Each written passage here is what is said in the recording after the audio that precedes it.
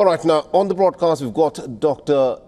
Reza Khanzadeh, who is a senior foreign policy advisor. He's joining us live from Washington, D.C. Dr. Khanzadeh, thank you very much indeed for joining us here on WION. Now, President Donald Trump has an important decision to make. The Israeli Prime Minister has asked for American help. The question, of course, is this: will President Donald Trump, who's called himself the President of Peace, decide to join this war in the Middle East? Yeah, thanks for having me.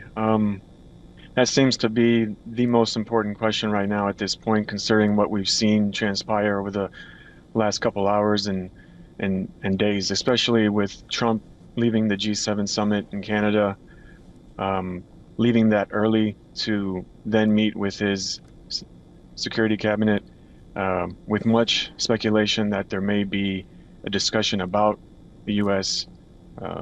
Joining and or helping Israel attack Iran, specifically with bunker busting bombs, for Iran's Fordo.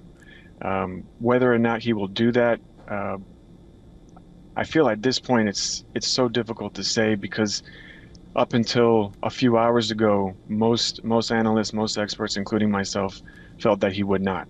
Right. Primarily because of the campaign slogan that he ran on, not wanting to go into any more wars. And in your program, you mentioned how many in his own political party want him to help and aid Israel. There's also a good number of politicians within his own political party that don't want him to do that. And many, if not most, of the people in the United States who voted for him voted on that campaign, for him promising not to go into any more wars. Now, this type of war is very different than the type of war that many Americans are describing or envisioning, because when they talk about no more wars in the Middle East, they envision something that happened in Iraq or Afghanistan, where there were U.S. soldiers on the ground fighting an actual war. In this instance, that won't be the case. As far as we know, that's very, very unlikely to happen. At the most, at this time, it will be just the U.S. supplying Israel with bigger and better bombs in order to help Israel really do the Right. like the level of damage that they want to do. Right. And Trump could very well help them do that, especially in his second term.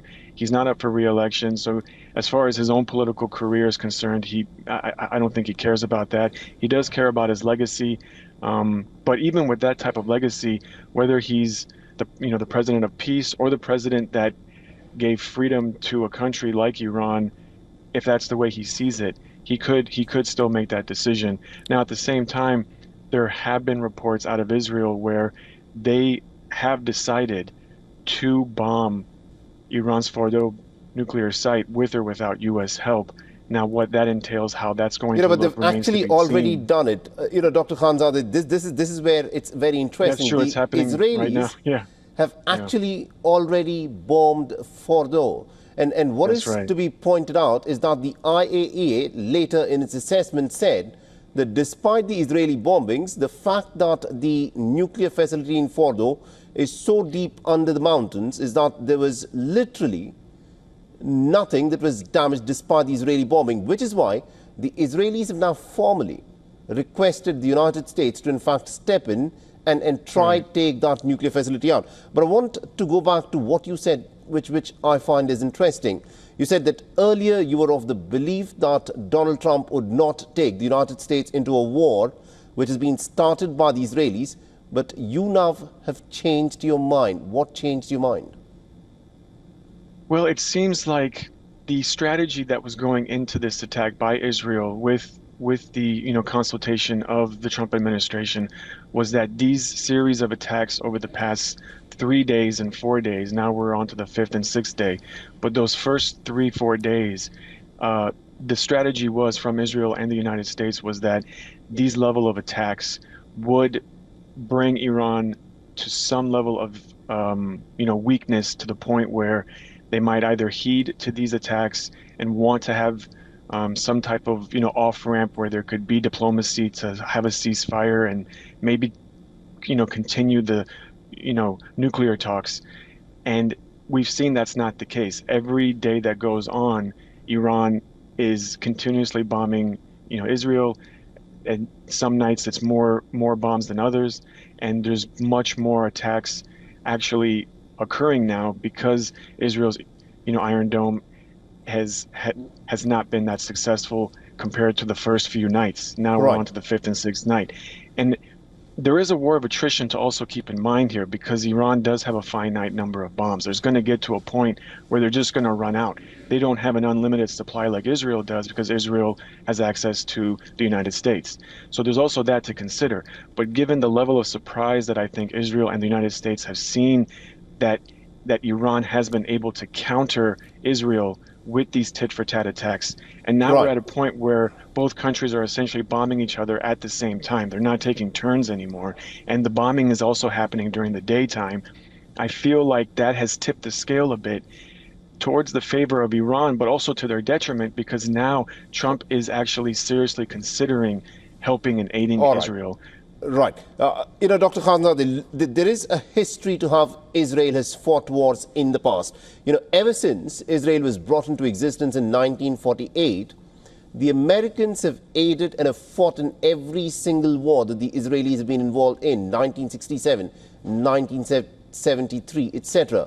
But this time round, it is the fifth day, and yet the American involvement still seems ambiguous.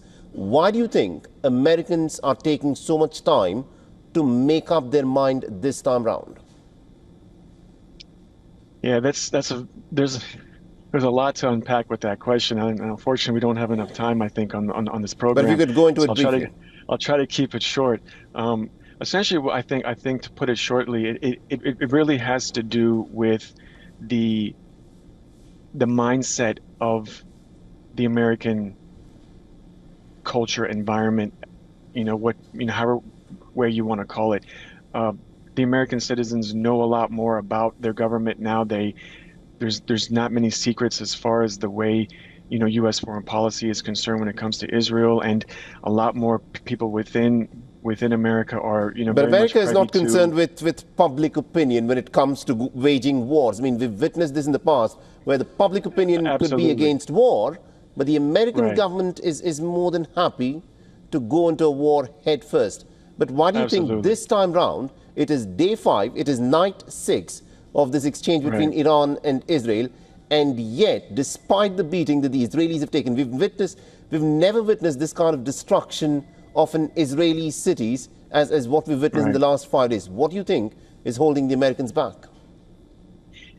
I think it has to do with the new round of, or not round, but the new breed of politicians that are entering the Republican Party who are very much against these types of wars. They have lived through it with Iraq and Afghanistan, and also they are much more against AIPAC, which is Israel's lobbying arm within Capitol Hill, within Congress, who bankroll a lot of these politicians, campaign seasons and trying to get reelected. And a lot of these new politicians are not buying into that type of bankrolling and being at the whims of AIPAC and Israel. So there is that counter within the American culture where they are pushing against that type of movement by AIPAC, by Israel.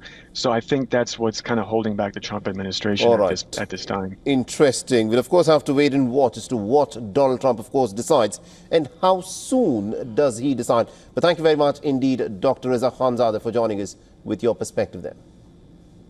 Thank you.